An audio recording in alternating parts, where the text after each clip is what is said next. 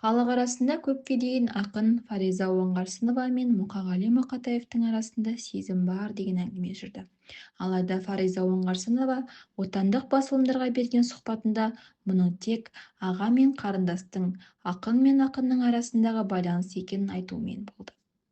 Ол айналасындағылардың мұндай қарым-қатынасқа шынайы сүйсініп қызығудың орнына қызғаныштың қызыл итін үргізуге тырысқанын жасырмайды. Сондай-ақ мұндай тар ниетті адамдар Алла тағаладан жазасын алды деп айтқан-ды.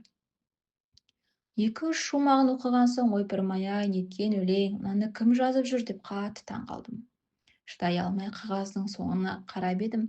Мұқағали Мақатаев емхана, пәленші жыл түнгі сағат 12 деп жазылып тұр екен. Мен Мұқағалиды өмірімде екі-үш рет қана көрдім. Жастау кезімізде Тахауи Ахтановтың 50 жылдық мерейтойына бардық.